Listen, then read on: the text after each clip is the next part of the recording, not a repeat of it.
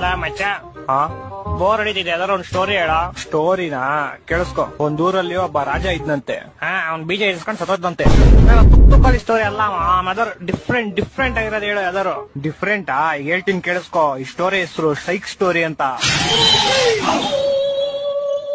ಒಂದೂರಲ್ಲಿ ಒಬ್ಬ ಮೂಗ ಮಾಡಿ ಒಬ್ಳು ಕಿವಿಡಿ ತುಂಬಾ ಒಬ್ರನ್ನೊಬ್ರು ಪ್ರೀತಿಸ್ತಾ ಇರ್ತಾರೆ. ಮೂಗ ಸೂಪರ್ ಆಗಿ ಆಡಾಡ್ತಾ ಇರ್ತಾನೆ. ಮೂಗ ಹೆಂಗ ಆಡಾಡ್ತಾನೆ? ಲವ್, ನೀನ್ ಸುಮ್ನೆ ಕೇಳಿಸ್ಕೊಳ. ಮೂಗ ಯಾವಾಗ ಆಡಾಡ್ತಾನೋ ಕಿವಿಡಿ ಅದನ್ನ ಕೇಳಿಸ್ಕೊಂಡು ಓಡ್ ಬರ್ತಾಳೆ. ಕಿವುಡಿ ಹೆಂಗೋ ಕೇಳಿಸ್ಕೊಂತಾಳೆ? ಲವ್, ನೀನ್ ಸುಮ್ನೆ ಸ್ಟೋರಿ ಕೇಳಿಸ್ಕೊಳಲ್ಲ. ಒಂದ್ ದಿವಸ ಹಿಂಗೆ ಮೂಗ ಆಡ್ತಾ ಇರ್ತಾನೆ, ಕಿವಿಡಿ ಕೇಳಿಸ್ಕೊತಾ ಇರ್ತಾಳೆ. ಇಬ್ರು ಪ್ರೇಮದಲ್ಲಿ ಮುಳುಗೋಗ್ಬಿಟ್ಟಿರ್ತಾರೆ. ಅದನ್ನ ಕಣ್ ಕಾಣಿಸ್ತಾ ಇರೋ ಒಬ್ಬ ತಾತ ನೋಡ್ಬಿಡ್ತಾನೆ.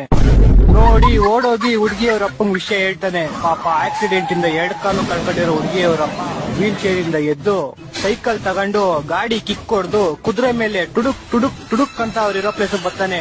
ಅವ್ರಿಬ್ರು ಒಟ್ಟಿಗೆ ಇರೋದ್ ನೋಡಿ ಕೋಪದಿಂದ ಚಾಕು ತೆಗೆದು ಡಿಸ್ಟಾ ಅಂತ ಶೂಟ್ ಮಾಡ್ತಾನೆ. ಆಗ ಬಿಲ್ಲು ಬಾಣ ಹೋಗ್ಬಿಟ್ಟು ಹುಡುಗನ್ ಎದೆಗ್ ಬಿದ್ಬಿಡುತ್ತೆ. ಹುಡುಗಿ ಸತ್ತೋಯ್ತಾಳೆ.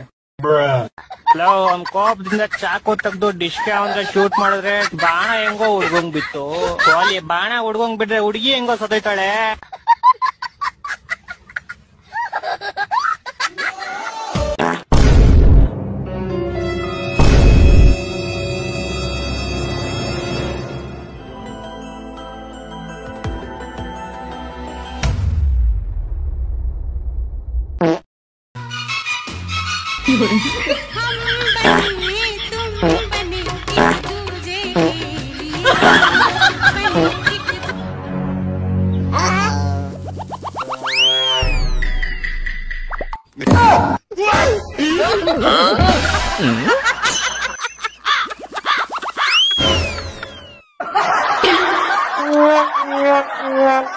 ಹಣ್ಣು ತರಕಾರಿಗಳನ್ನ ನೋಡಿದ ತಕ್ಷಣ ಅದು ಮನಸ್ಸಿನ ಯಾವ ಭಾಗಕ್ಕೆ ತುಂಬಾ ಒಳ್ಳೇದು ಅಂತ ಗೊತ್ತಾಗ್ಬಿಡುತ್ತೆ.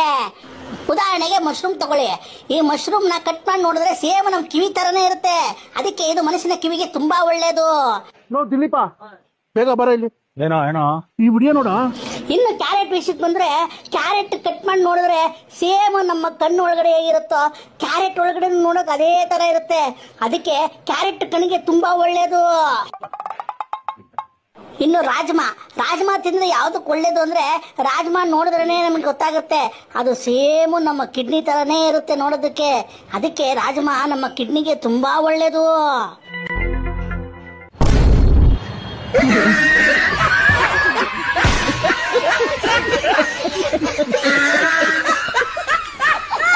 ರವಿಯಣ್ಣ, ನಾಳೆ ಇನ್ನೂ 2 ಗೊನೆ ಬಾಳೆಹಣ್ಣು ಜಾಸ್ತಿ ತರಿಸಿ, ನಮಗ್ ಬೇಕು.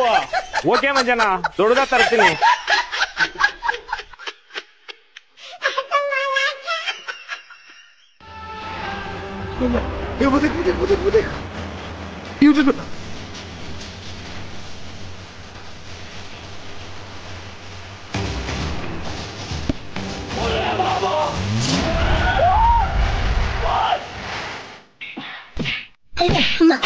ಬಿಟ್ನಾಯ್ತು, ಏನೋ ಬತ್ತಲ್ಲಿ ಕೇಳ್ಬಿಟ್ಟೆ.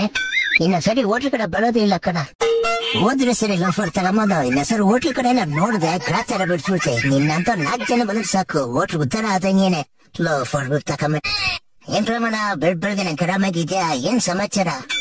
ಅದ್ ನೆಗ್ಗುರು ಕೇಳ್ತೀಯ? 60 ಐತಲ್ಲ ನಾಯಿ. ಹೋಟ್ಲ್ ಬಂದ್ಬಿಟ್ಟಿಕ್ ಮಸಾಲೆ ದೋಸೆ ಎಷ್ಟು ಅಂತ ಕೇಳ್ದ. 60 ರೂಪಾಯಿ ಅಂದೆ. ಸರಿ ಪ್ಲೇನ್ ದೋಸೆ ಎಷ್ಟು ಅಂತ ಕೇಳ್ದ. 25 ರೂಪಾಯಿ ಅಂದೆ. ತಿರ್ಗಾ ಒಂದ್ ಪೂರಿ ಎಷ್ಟು ಅಂತ ಕೇಳ್ದ. ಸರಿ 16 ತಿಂತಾನೆ, ನನ್ ದುಡ್ಡಿಗೆ 10 ರೂಪಾಯಿ ಅಂದೆ. ಹಾಗಾದ್ರೆ ಒಂದ್ ಪ್ಲೇನ್ ದೋಸೆ ಕೊಡಿ, ಒಂದ್ ಪೂರಿ ಕೊಡಿ. ಪೂರಿಗ ಕಾಲಬಿಡೆ ಪಲ್ಯನ ದೋಸೆಗೆ ಹಾಕೊಡಿ ಅಂತಾನೆ ಗುರು. ಅರೆ ಹ್ಞೂ ಕಡೆ, ಇದು ಗೊತ್ತಿಲ್ಲ. ನನ್ ದಿನ ನಿರೋಟ್ಲ್ ಮಸಾಲೆ ದೋಸೆ ಸಿಗ್ತಾ ಇದ್ಮೇಲೆ ನಾನು.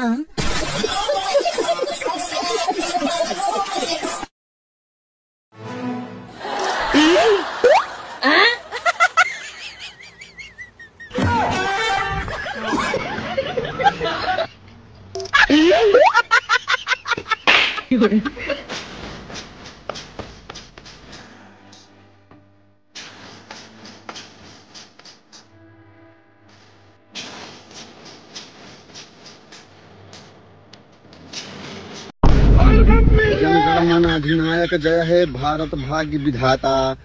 पंजाब, गुजरात, मराठा, हरियाणा, पंजाब, विंध्याचल अमृत महोत्सव, आजादी का 75वां आजादी का महोत्सव। ಯಾರು ಕಾಣ್ತಾನೆ ಇಲ್ಲ. ಅಯ್ಯೋ ಸುಮ್ನೆ ಕರೀತಾವಳಪ್ಪ. ಇವನು ಹೋದ.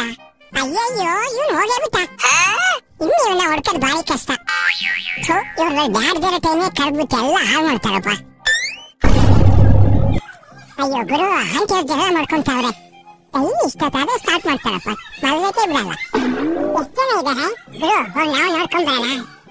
ಅಯ್ಯೋ ಬೇಡ ಗುರು, ಸುಮಾರು ಜನ ಅವ್ರೆ. ಮೊದ್ಲೇ ಅವ್ರಿಗೆ ನಮ್ಮನ್ ಕಂಟ್ರೋಲ್ ಆಗಲ್ಲ. ನಾವು ಹೋದ್ರೆ ನಮ್ಗೆ ಹೇಳ್ಬಿಟ್ಟು ಕಳಿಸ್ತಾರೆ.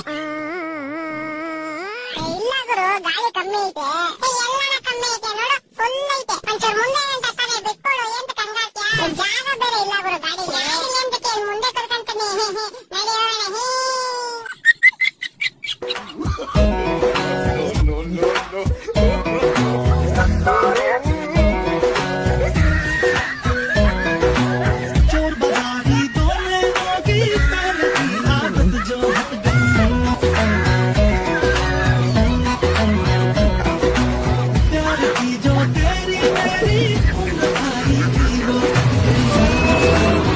ಕೆಲ್ಸನೇ ಸಿಗ್ತಾ ಇಲ್ಲ. ಒಂಚೂರು ನಂಗೆ ಕೆಲ್ಸ ಯಾವಾಗ ಸಿಗುತ್ತೆ ನೋಡಿ ಹೇಳಿ. ಕೆಲ್ಸ ನೋಡಿದ್ರೆ ಎಳ್ಳೆನು ಮೀಟ್ ಆಗ್ತಾ ಇದೆ. ಸೊ ನೀನ್ ಯಾವ ತರ ವಾತಾವರಣದಲ್ಲಿ ಕೆಲಸ ಮಾಡ್ತೀಯ ಅಂದ್ರೆ ನಿನ್ ಸುತ್ತಮುತ್ತ ಫುಲ್ಲು ತಣ್ಣಗಿರುತ್ತೆ. ಫುಲ್ಲು ತಣ್ಣಗಿರುತ್ತಾ? ಒಂಥರ ಫುಲ್ ಎಸಿ ಅನ್ಕೋ. ಒಂದ್ ನಿಮಿಷ ಹಂಗೆ ಇಲ್ಲೋಡಿ, ಇಲ್ಲಿ ಲಕ್ಷ್ಮಿ ಕಾಣಿಸ್ತೋಳ್ ನಂಗೆ. ಲಕ್ಷ್ಮಿ ಹತ್ರ ತುಂಬಾ ಕಾಸಿದೆ. ಅಂದ್ರೆ ನೀನ್ ಎಲ್ಲಿ ಕೆಲಸ ಮಾಡ್ತೀಯೋ ನಿನ್ ಸುತ್ತಮುತ್ತ ಫುಲ್ಲು ಕಾಸಿರುತ್ತೆ. ಸುತ್ತಮುತ್ತ ಫುಲ್ಲು ಕಾಸು. ಧನ್ಯವಾದ ಸ್ವಾಮಿಗಳೇ.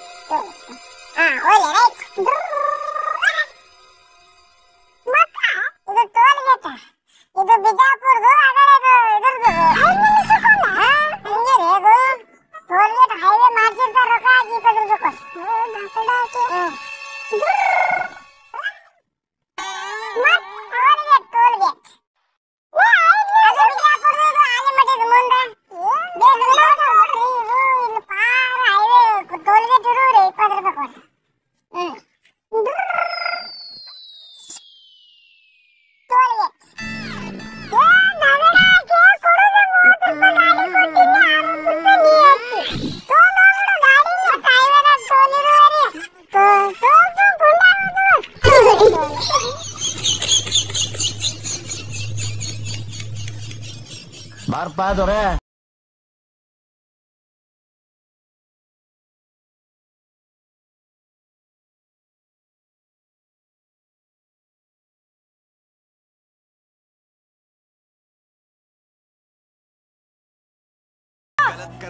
भैया हेल्प, भैया भैया बेबी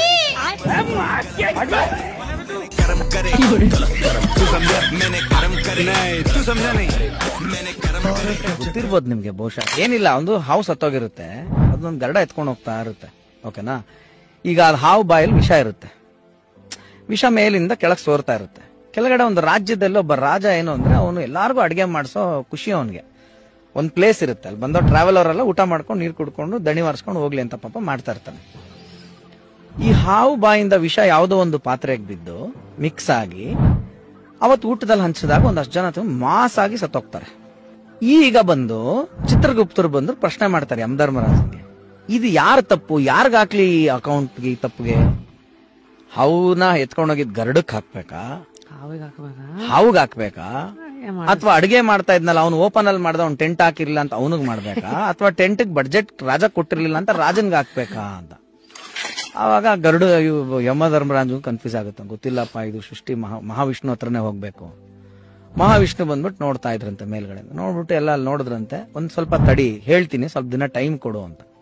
ಅಲ್ಲೇನಾಗ್ತಿತ್ತಂತೆ, ಈ ಊರು ಎಂಟ್ರಿ ಹೆಬ್ಬಾಗ್ಲು ಅಂತ ಏನ್ ಪಾಸಿಂಗ್ ಇರುತ್ತಲ್ಲ, ಅಲ್ಲಿ ಯಾವಾಗ್ಲೂ ಒಂದು ಅಜ್ಜಿ ಎಲ್ಲಡಕ್ಕೆ ಕುಟ್ಕೊಂಡು ತಿನ್ಕೊಂಡು ಊರ್ ಕತೆ ಮಾತಾಡ್ಕೊಂಡು ಅಲ್ಲಿ ಕೂತಿರೋದಂತೆ. ಅದು ಬಂದವ್ರಿಗೆಲ್ಲ ಈ ಫಿಟ್ಟಿಂಗ್ ಇಡೋದಂತೆ. ವಾ ಎಲ್ಗೋಯ್ತಾ ಇದ್ದೀರಾ, ಅಲ್ಲಿ ರಾಜ ಊಟ ಅಡ್ಗೆ ಮಾಡ್ಸವ್ನೆ ಅಂತನ, ಅಲ್ಲಿ ಹೋಗ್ಬಿಟ್ರಪ್ಪ, ಮೊನ್ನೆ ವಿಷ ಹಾಕಿ ತಿಂದ್ಬಿಟ್ಟು ಬೋ ಜನ ಸತ್ತೋಗ್ಬಿಟ್ರು, ಅಲ್ಲಿ ವಿಷ ಹಾಕಿ ಸಾಯಿಸ್ಬಿಡ್ತಾರೆ, ಹೋಗ್ಬೇಡಿ ಅಂದ್ಲಂತೆ ಅಜ್ಜಿ. ಅವ ಮಹಾವಿಷ್ಣು ಅಂತ ಅವಳ ಅಕೌಂಟ್ಗೆ ಹಾಕು ಇದೆಲ್ಲ ಪಾಪನ, ಯಾಕಂದ್ರೆ ಗೊತ್ತಿಲ್ಲದೆ ಮಾತಾಡ್ತಾ ಇದ್ದಾಳೆ ಅವಳ ಅಕೌಂಟ್ಗೆ ಹಾಕಿದನ್ನ. ಹಾಫ್ ಬೆಂದು 4 ಎಡ್ಜಿದು, ಅರ್ಧ ಬೆಂದಿರೋದು. ಈಗ ರಾಜನ ಉದ್ದೇಶ ಏನಿತ್ತು, ಪಾಪ ಬಂದವರೆಲ್ಲ ದಣವಾರಿಸ್ಕೊಂಡು ಹೋಗ್ಲಿ ಅಂತ. ಈ ನೆವರ್ ಮೆಂಟ್ ಅದ್ರಲ್ಲಿ ಬಂದಾರ ಸಾಯಿಲಿ ಅಂತ. ಅವನ ಉದ್ದೇಶನೂ ಅದಲ್ಲ, ಅಡಿಗೆ ಮಾಡೋದು ಅದು ಉದ್ದೇಶ ಅಲ್ಲ.